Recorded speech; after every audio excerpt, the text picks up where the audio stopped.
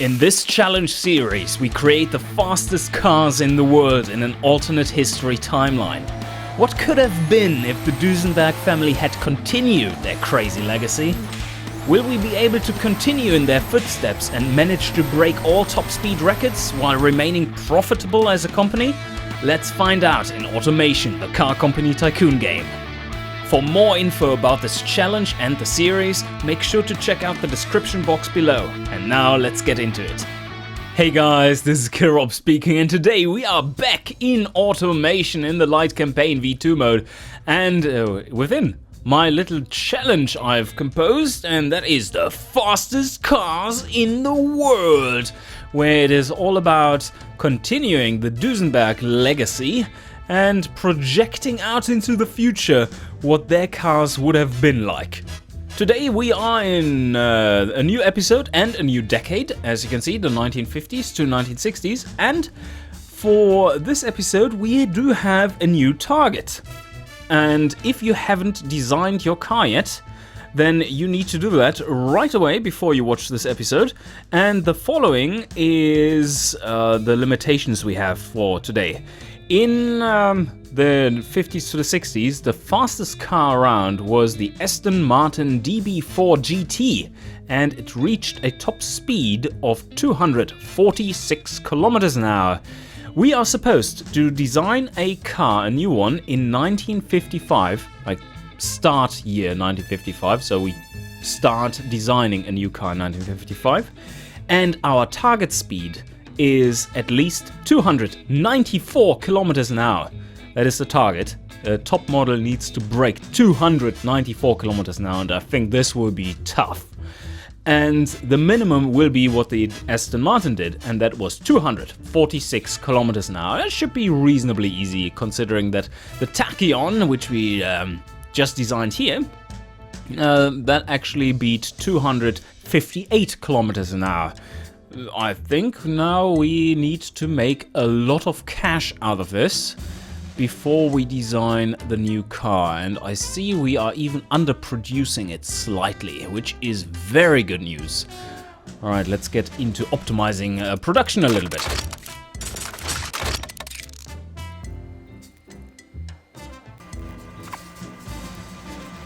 And of course, what is really handy with having a car pop out in Froenia in the 1950s, that is why we chose this region as our starting region, is that the supercar market actually populates already in the 1950s, which should give our high-end model a place to live and breathe. And sales so far are looking really good. We are selling mostly to the GT Premium category and GT category, not so much to the targeted sports category because it's too expensive, but we don't really care, do we? What I would like to do here is though get a that may be a bit too expensive still, but 500,000 each month. No, that is still too much. And it's still too much for us. And the aerodynamics didn't do all that much yet. So, yeah. But what will help a lot is, to bring costs down, is the familiarity. So 10% less engineering time on everything, that will save loads of cash. Alright, I've marked them up a little bit more. And now, yeah, we are having a slight overproduction, but that should fade pretty soon. Oh yeah, underproduction going on.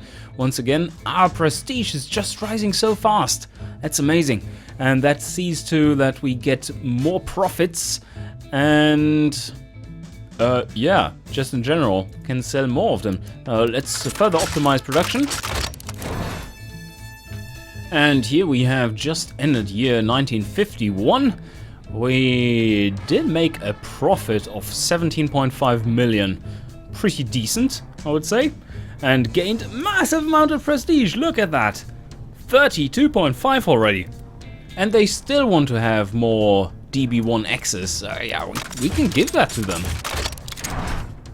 And there we go. Another year. We did lose more reputation and gained even more prestige. Now at 44.8. That's awesome. And I've built up a little bit of stock here. Oh, it's not close to selling that much anymore. What happened here? Oh. Oh, wow. There must have been a new competitor coming out, completely crushing the market. Or they're just not that interested in it anymore. The sales aren't looking good anymore, that's for sure. So we are running a little bit into troubles here. Let me revise it. And this time around, 16.7 million profit. Yeah, we are climbing back up. But I'm a little scared of the next engineering project, I have to say. That will be costly, and I don't know if we can make that back that easily in the long run, that is. So far we have done really well. Alright, here we go. Another year complete. And our sales are continuing to drop, so that's perfect that we now have to start to actually design our new car.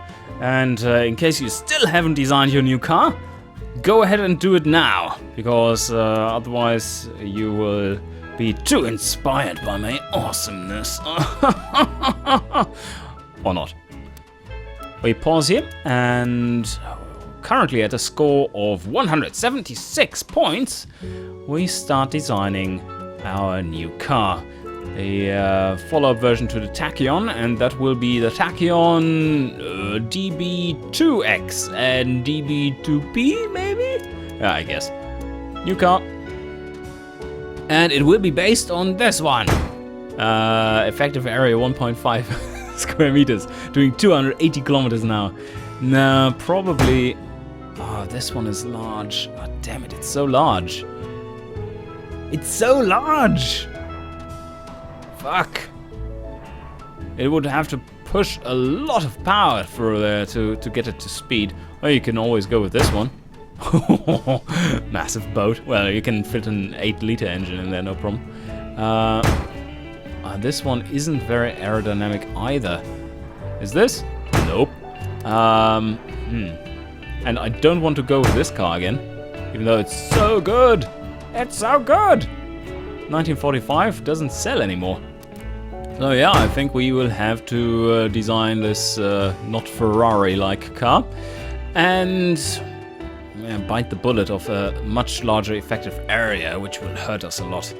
So just by the area, we will have to push about 20% more power with the engine, just to compensate for it. And then we need to increase the target top speed to 294 kilometers an hour.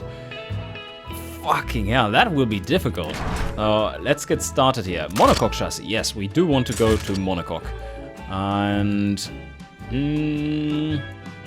rear longitudinal? No, not rear engine. That's too small. I think the space will be too small for that. And we're going with alloy again. And what can we use here? Just a slap on a massive grille. This one doesn't... Oh, yes, massive. Make it super massive. What a beautiful car, Carol. It's so pretty. Alright, that amount of cooling will suffice, I see, yes. And longitudinal rear-wheel drive, not front-wheel drive. Of course, our special color. And we are going with the full cast V12 again, but this time around, I think we will have to at least aim for 3.5 liter, if not more. Let's start out at 3.7 liters, and we're going with dual overhead cam, 2 valve, and no alloy head material. Nope, don't want that. Crank, cast. We could go forged, but it doesn't really help us yet, because there's no conrod to go along with it that supports higher RPM. Compression, I guess, will be around 8.5, and cam profile will be around 75, and all the quality in here, naturally aspirated, of course, carburetors, and we could go DCOEs. Yeah, I think so. Let's try it out.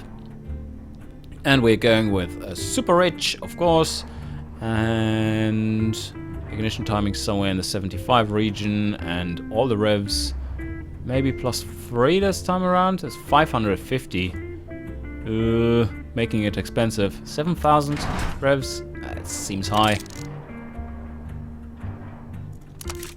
One reverse flow. No, two reverse flow. It's a very high-end luxury vehicle after all. So maybe we want to go with double, or do we want to make it more sporty? I mean, the supercar segment is open now and in full running motion. Yes, exactly. This car will come out around 1960.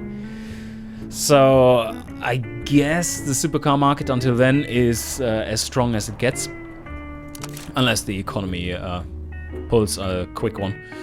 And oh yeah, this isn't looking all that bad actually. Let's test the engine. 284 horsepower. A little higher than I expected. So 300 horsepower doesn't seem to be a big problem to reach. And we do reach almost. No, it dies up there. Completely dies up there. So 294. And nothing helps us to get more apart from a larger engine. There we go. Okay, that's fair enough. 294 horsepower. Let's see how far that gets us, and then we see how much we need to add from there. Scary stuff. So, manual gearbox and 4 gears once again. Not quite as nice torque curve as for the premium version we previously had in production. They say just 242, but that is with all the cooling, and we have plenty of it. So I hope this will be better than this. Gear spacing, first gear to 100. And all the tires. Uh-oh. That's not much tires. Shit. Come on, more tires. Ah, 165s. Yes. Yay, we have advanced technology. 2-shoe. 2-shoe drum brakes at 275s. And all maxed. We need more power. We need more power. And we do need less cooling, and that's something great. I give it 356 straight away because, yeah, well, we do need more of it. So here we are once again going with all the maximum. Oh, power steering. That's helpful. And phonograph. Yes, phonograph. Advanced 50s safety. Oh, yeah. And, ugh, these values are terrible. And also the handling is terrible, so... Also the roll angle is very low, so we don't quite need as much of the sway bar stiffness. Maybe I can increase the tire size in the front. Oh yeah, that worked out. Okay, now let's check the brakes. Ooh, fucking hell, this is at maximum +7. Not too good, but there is no better tech available right now, so what are you supposed to be doing, right? That is quite as good as it gets. Now we can amp it up even more. Does help a little bit. Can tame it in the rear somewhat. Oh yeah. That might not be too crazy bad for this top speed we are reaching. Let's see, what top speed are we reaching?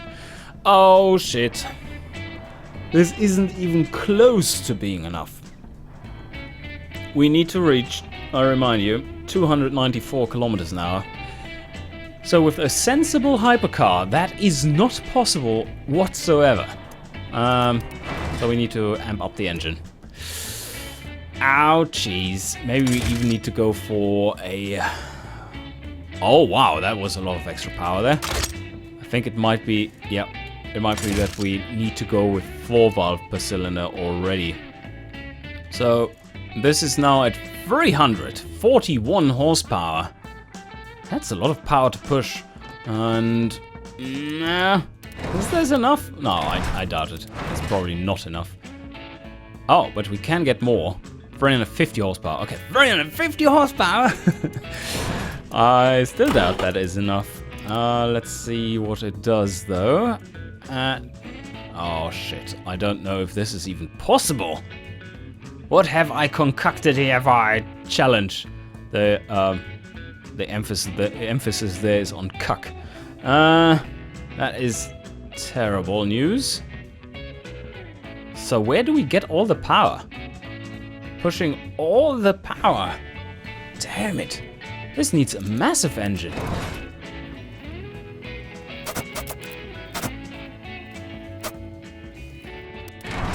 Alright, we will certainly end up at a completely undrivable beast of a car. But that's to be expected, right? At least the next design we need to do is not quite as much of a hurdle, because it requires 1 kilometer an hour extra or something like that. Not too much to do there, but this is crazy. 423 horsepower. Oh, can we get there? Come on, no! No! We still need more cooling. Oh shit, I need so much more cooling. But look at this, I'm almost there though. No. Average reliability is taking a nosedive. 293 kilometers an hour. I need a little bit more. But look at the driving stats. They are absolute garbage. Well, that's probably because of the suspension tuning. Oh yeah, that is absolute garbage too. So that, yeah, to be expected.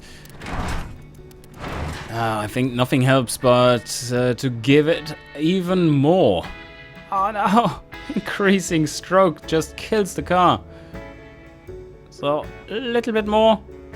5.42 liters. 429 horsepower. Can we push this one through? 294 it says. Okay.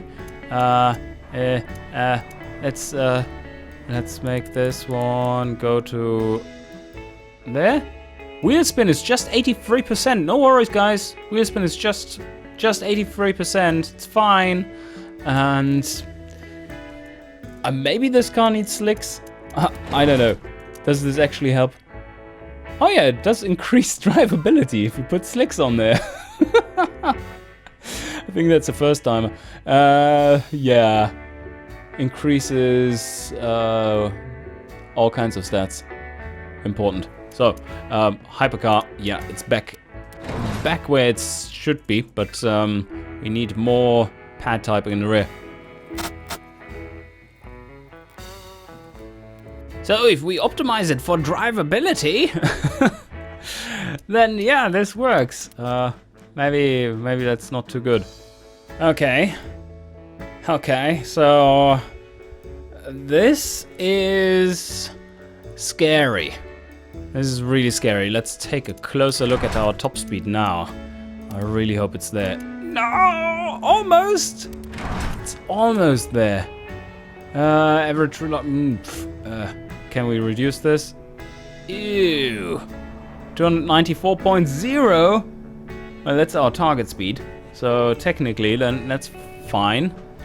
And if you put that at, yes, 294.8, that clearly breaks it, so that's good. Okay, 299 now.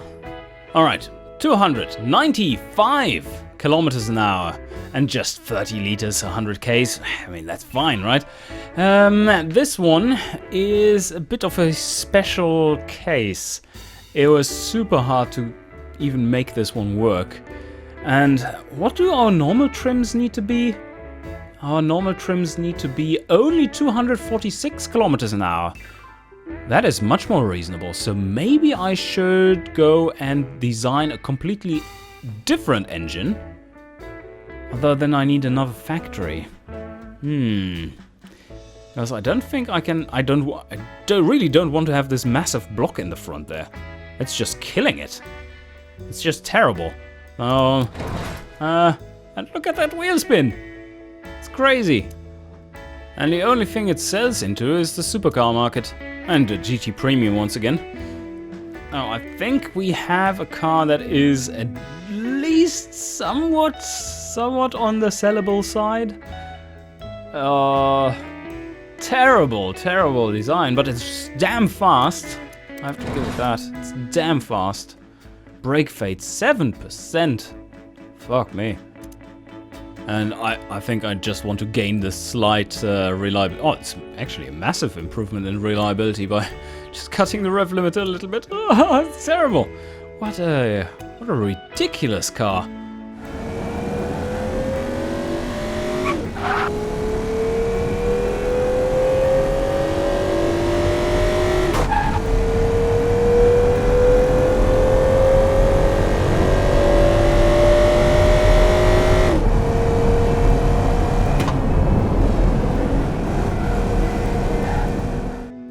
So, yep, I mean, we did manage to crack the target, that's for sure. So now let's design a more sensible car.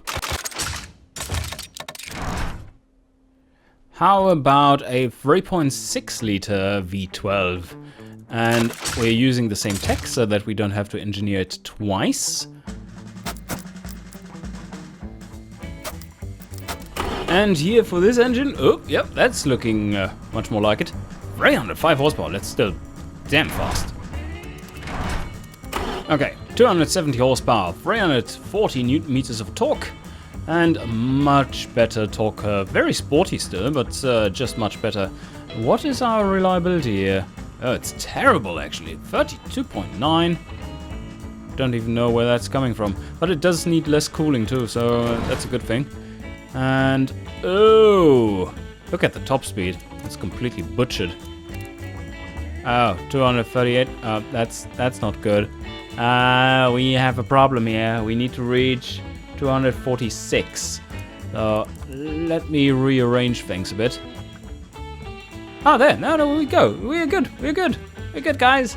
We're good. This works out. Let's put this one up there, and we have. Oh. Man, that's almost a wheel spin that is drivable. 34%. Not too shabby. Not too shabby. Let's see what. Oh, I see. It has some problems there. But that should be easy to fix with the suspension setup. And this should be better because we don't have as much trouble with a heavy engine block. And here we don't even need that much cooling anymore. Wow. 254 kilometers an hour. That sounds like a familiar figure. That would be we would be able to reach the top speed for the previous car with this engine and this car with a completely reasonable setup now. That is pretty much fantastic. Yep, this is just another version of this car, which actually is a proper hypercar and supercar. Wow. Okay, I think this one will sell. We still need to sell some of the other ones just to complete the challenge correctly. But that's just a prestige car, right? Here we have the proper one, so maybe we just want to leave it at that. The L, the DB2L, not the extreme version. And we don't really have to worry about the top speed of this car, as the minimum top speed is 246 kilometers an hour, and we are doing 255.5 kilometers an hour. So that's legit, and overall, much better car. A much better car.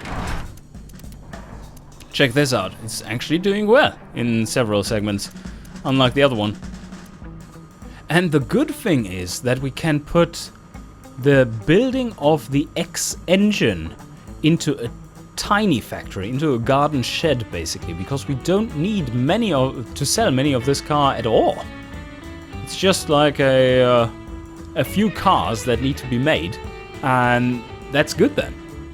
And now I think we can make a premium version out of that one, which is slightly less expensive on the inside. Let's put a premium in here and a premium here, and that will make it much cheaper. Also lighter and higher reliability. Yes. But still advanced safety, this is all good. The brakes are looking better, probably can reduce pad type in the rear even more. But there are so many categories available to sell to, so I think our very limited production volume will go away anyway, so that's fine. Okay, now the scary part. Oh, it's not that bad! Yes, because the engines are so very similar. it actually didn't matter all too much. Whew. That was lucky. Wow. Okay, I think that was well chosen. 4 years. 4 years, 2 months. That is doable.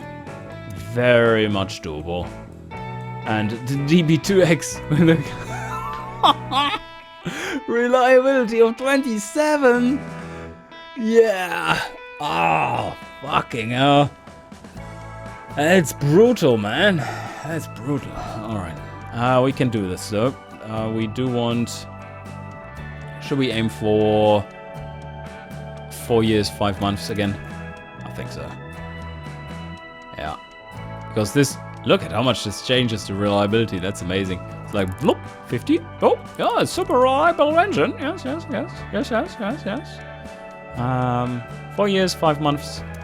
4 years, 5 months here too. No increase in budget because this is an amount that is hard to make back. And now we need to assign the factories. We take this one and assign it. And oh shit. Oh shit. We do want to... this might be tricky. I don't think automation really does this. So we do need a new plot for this one. And I can't change it around because of how this mechanic is very limited to this situation. So I have to buy a new one, which is expensive, but we do have the money. And build another factory on this, but we can downgrade this factory and get money back.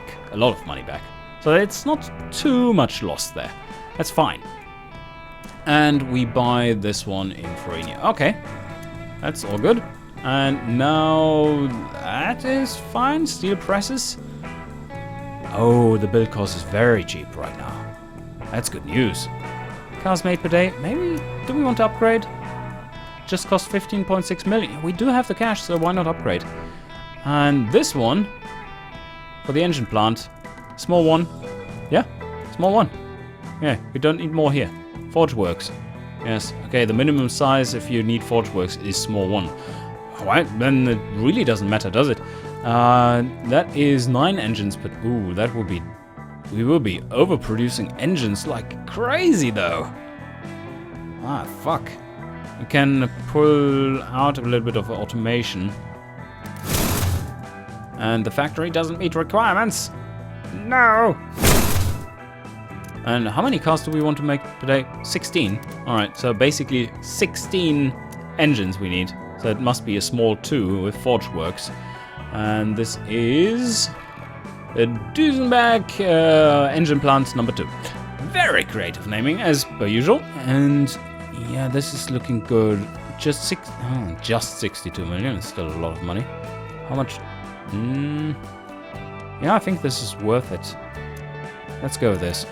More automation to lower production costs for this one, for all the engines. And now let's set this up. We want to produce as few cars as possible, basically. We still need to produce and sell it. That is, otherwise that's complete cheating. We need to actually sell this car. Otherwise, you fail the challenge. Let's make... Should we make 1 per day? 1 per day? Yeah, 1 per day. Will be very, very difficult to... Yeah, we will overproduce engines like crazy. So that's a loss, a big net loss. And then we have the premium and the luxury. And we do want to build like 12 per day here. And 4.7 of this. Yeah, sounds about right. Oh no! We will overproduce 1.3 engines per day of this shit. This powerhouse. Please come back in 15 years and maybe we'll need you. Fuck. Well, it's just a few thousand lost per day. So, it's fine. And here, 1.8 shifts. That's all good. And we continue onwards. And the P is doing well in these segments. At very high ratings still. And affordability ratings specifically. So now for the markups. Everyone wants to have the X, of course. Everyone wants to have the X. And something like this for the base setup of everything. That should do just fine. Let's normalize it to 2.2 shifts instead. And 43 months. Yes, that is actually within payoff reach. And that is breaking even before we have to design the next car. Good news. Yeah, I would say that's good news. Let's start it. And there we go. Whoa. What a massive undertaking to get that top speed. Oh, that was difficult. Alright, I think that might be the biggest hurdle. Maybe apart from getting like 471 kilometers an hour top speed later on in this challenge. But yeah. Alright guys, this is it for today. I hope you enjoyed. And don't forget to post below and in the forum thread and what your designs are and how it has been going for your re-envisioning of the Duesenberg family lineup of cars. And see you guys next time.